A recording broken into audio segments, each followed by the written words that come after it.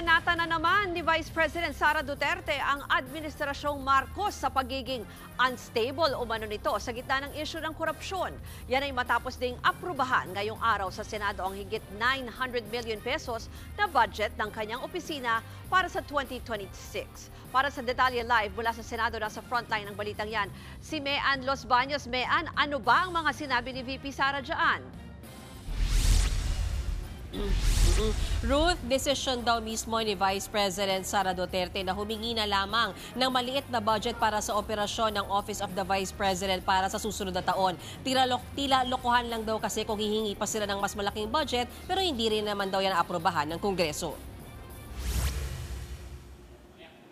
Inaprobahan kanina, Ruth, ng Senate Finance Committee ang 902.8 million pesos na panukalang budget ng Office of the Vice President para sa susunod na taon. Yan ang inallocate sa kanila ng Budget Department mula sa original nilang request na 942 million pesos. Mabilis inaprobahan ng budget matapos maghain ng motion si Senate Majority Leader Juan Miguel Zubiri na mabigyan ng kortesiya ang OVP. Suportado ng mga senador, lalo na ng Duterte Bloc, ang agarang pagpasa sa budget ng opisina ni VP Sara. Pakinggan natin, Ruth, ang kanilang mga pahayag.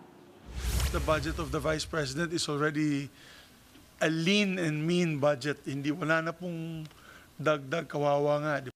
Kung pwede lang po, Mr. Chair, kung allowed po ito, bawasan po ang budget ko sa opisina sa Senado. Kahit konti, ilagay na lang po sa OVP. Mr. Chair, lahat tayo na sa gobyerno, public servants, we are meant to serve the Filipino people.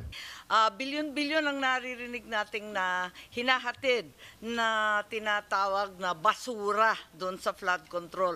Kung tutuusin, wala pang 1 bilyon ang hinihingi ng OVP. Barya lang po ito, ibigay na po natin, dagdagan pa. Samantala, Ruth, humarap sa isang press conference si VP Sara matapos aprobahan ang kanilang budget. Dito, sinabi niyang hindi stable ang ating gobyerno sa gitna ng mga isyu ng korupsyon. Sa katunayan, hindi nga raw nabigla si VP Sara sa lumabas sa Senate Blue Ribbon hearing na di umano may nagde-deliver ng mali-maletang pera kay dating House Speaker Martin Romualdez. Matagal na raw nilang naririnig ang tungkol dito. Tinanong din ng News 5 si VP Sara kaugnay sa rumored coup sa malawakang protesta noong nakaraang linggo. Ito ang sagot ni VP Sara. Nagkaroon ng rumored coup dun sa malawakang protesta 2 weeks ago. Meron mo ba nakipag-usap sa inyo for a possible change in leadership? Wala, ma'am. Wala sa akin. Baka sila lang gusto maging president. So, sa kanila na yan, ma'am. Our institutions are clearly abused. They are used for personal gain. Ilang ulit ko na yan sinasabi noon na tigilan yung politika, tigilan yung pag-una ng pansariling interes kasi walang nangyayari sa ating bansa. Meron ba kayong nakikita at all na project na nakatulong sa ating bayan? Wala. Hindi siya odd for Martin Romualdez because he was already involved in heavy luggages doon sa Okada case. So, ganun talaga yung modus nila. Hindi lang sa flood control, ma'am, pati sa sa illegal gambling. Tumatanggap sila. So, si Martin Romualdez. Pero marami pang iba pang mga sources ng corruption na dinideliver.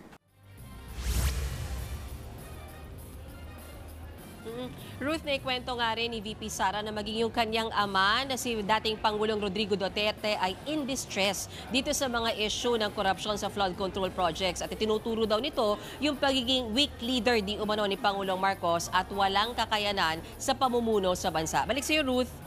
Mean, nabanggit mo na rin yung si dating Pangulong Rodrigo Duterte. May update ba si VP Sara tungkol doon sa health condition ng kanyang ama? Lalo't nabanggit niya rin na, na nahimatay daw sa selda sa ICC itong si dating Pangulo.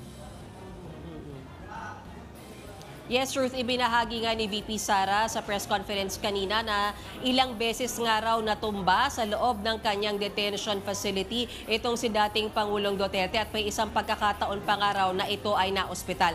Bagay na kinumpirma daw ng Pangulo sa kanila na yung ilang beses o ilang pagkakataon na siya ay natumba sa loob ng kanyang detention facility. Pero nalaman daw yan, Ruth, ni VP Sara, hindi sa ICC kundi mula lang doon sa hospital personnel. Dahil dyan, naalarma na raw si VP Sara sa umano'y kalupitang pagdetine sa kanyang ama kahit hindi pa ito convicted. Kaya hinihiling talaga nila na payagan ang interim release para sa dating Pangulo. May bansa na rin daw, Ruth, na handang tumanggap kay Digong sakaling maaprobahan ito. Pero kung ang pamilya Duterte daw sana ang tatanungin, sinabi ni VP Sara na ang gusto talaga nila sa Davao City na lang dalhin ang dating Pangulo kahit pa daw house arrest ang ipatupad sa kanya. Balik sa iyo, Ruth. Yan po ang Express Report ni Mean Los Baños mula sa Senado. Mga kapatid, Ruth Cabalpo, para sa mabilis na pasada ng mga balitang dapat niyong malaman, mag-follow at mag-subscribe sa social media pages ng News 5.